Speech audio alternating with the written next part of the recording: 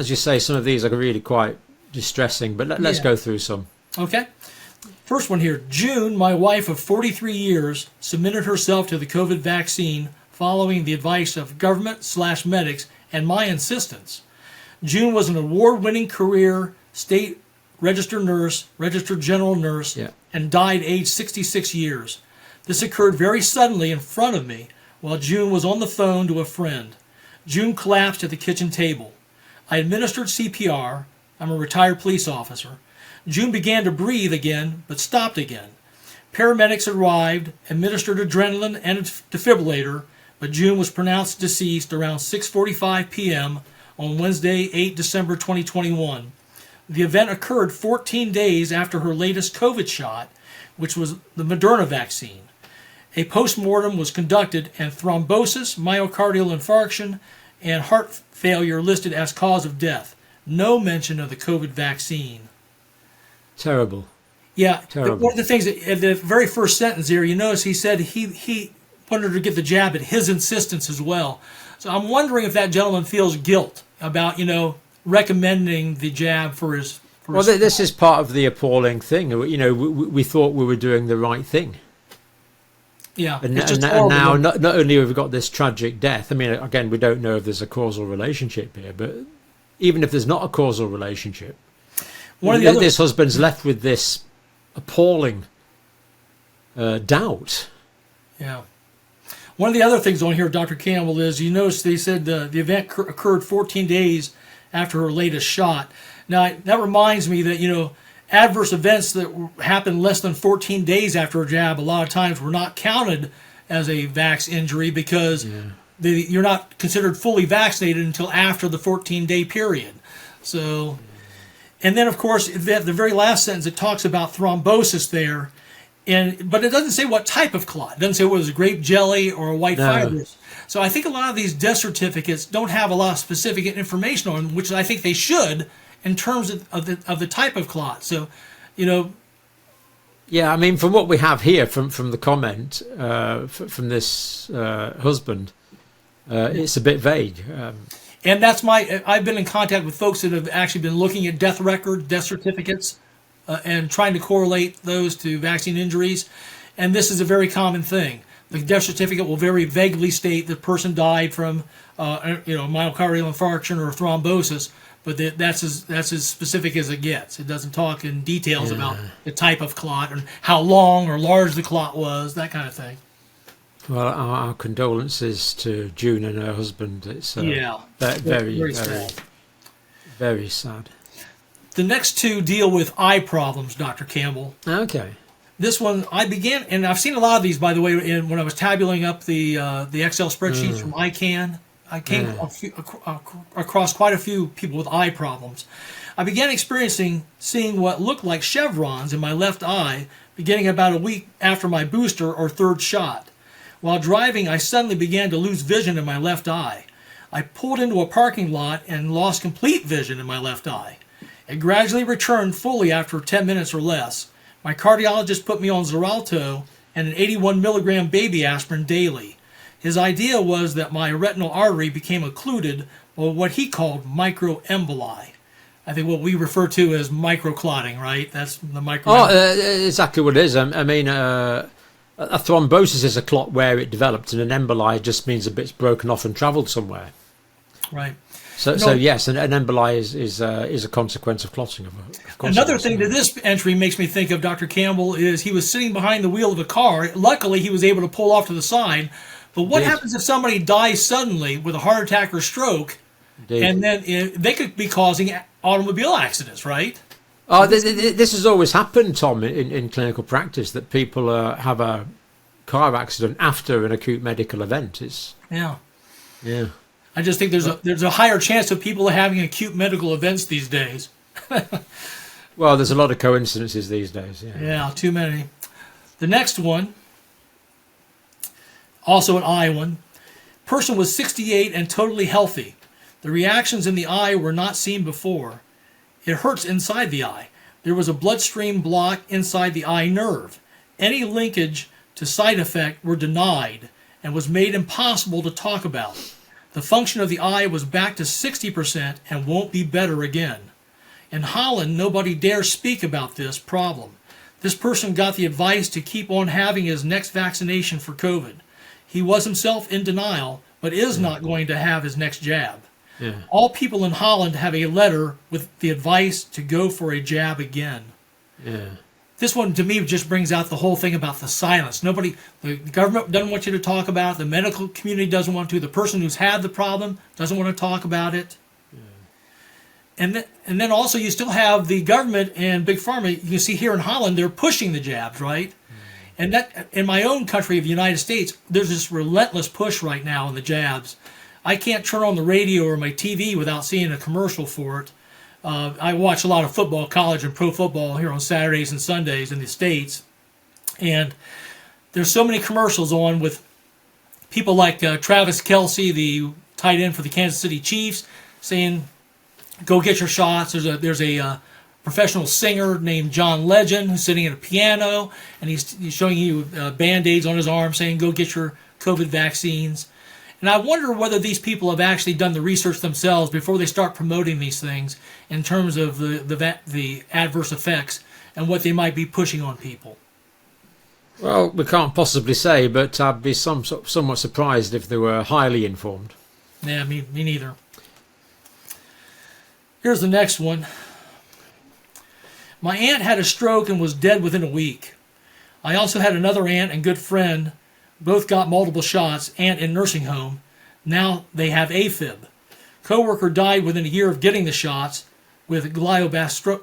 Glioblastoma, yeah. So atrial fibrillation is the original contraction of the heart. Yes. So it's irregular pulse caused by fibrillation of the upper chambers of the heart. Big risk with atrial fibrillation, of course, is stroke, blood clotting in the vessels. And glioblastoma is a tumour of the glial cells, the supportive tissue in the central nervous system. Thank you. I didn't know that. Yeah. I have had other friends die suddenly. I work as a medical coder for an ER department, and I've seen a huge difference in young people with chest pains, heart issues, lots of people with DVTs, deep vein thrombosis. Yeah. Many more young people with cancers, so many more things than before. I didn't take the shot, was required with my job, but I got an exception. I no longer have faith in doctors/hospitals. Thank you for all the work you are doing. So I think she's thanking us, Dr. Campbell. This is another example of someone who's actually part of the medical system, right? Who themselves have lost faith in it. They're encoding the data. So again, it just lets you know that the data is there and it's available. Why isn't this data made available to, in an immediate, accessible form to the world's researchers, and indeed independent researchers? One of the other things she said there is she's seeing more young people with cancers, and that's confirmed by the embalmers. Richard Hirschman tells me, and I think John O'Looney as well, they see a lot of young people on their tables who have died of cancer, and they actually still have all their hair. So it's quite obvious they haven't even been to their first chemotherapy treatment yet. They've been diagnosed with cancer, and it's gone stage 4 on them within a month or two, to the point where they even had time to take their first chemotherapy treatment. Yeah, and this person does the medical encoding to code that data, so they will be seeing a large sample of this mortality data. Yeah. Ready for the next one? Yeah. After a shot, I had horrible migraines, brain fog, and a TIA. That's a mini stroke, isn't it, Dr. That's Campbell? a transient ischemic attack where the blood supply to the brain is reduced. You have cerebrovascular stroke-type features, and then it resolves within 2 or 3 days, I think. Can't remember the time frame now, but it resolves anyway.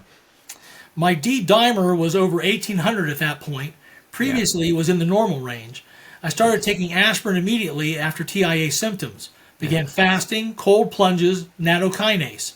Several D-dimer labs showed my values slowly dropping as time went on. It took 3 years for my D-dimer to return to normal. I had only the first shot, part 1 of 2-part shot, Pfizer batch number ER8721, which was associated with extremely high adverse reactions. I suffered many other horrible symptoms and nearly died. By the grace of God and my prayers, I'm still Answer, I am still here. My health is much improved, but my memory isn't what it used to be, and my autoimmune diseases became more pronounced. Yeah. I'm so grateful I was not more seriously harmed. I will never again go against my instincts to let myself be bullied into something I have serious reservations about. Of course, we've just looked at research from Vibeke Manniker in Denmark and Sweden, who found great variability in the suspected adverse reactions reported between different batches. Right. I've seen the blue batches that were the worst, and the green batches moderate, and then the yellow batches were almost placebo-like. Yeah.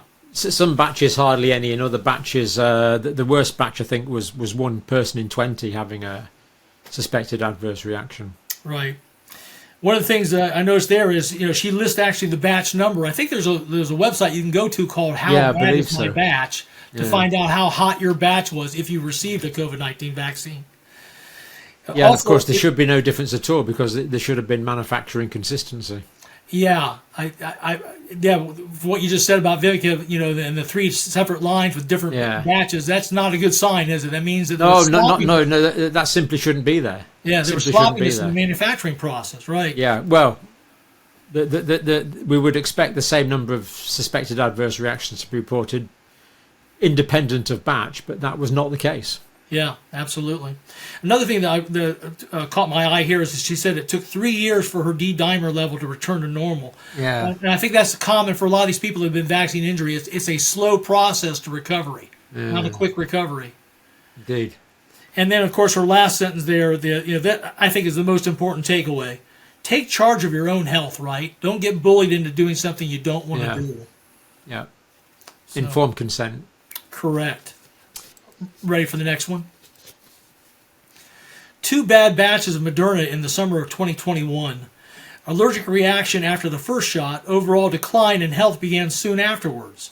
Went from a normal 20-something female to disabled, no longer able to work, using walker or wheelchair.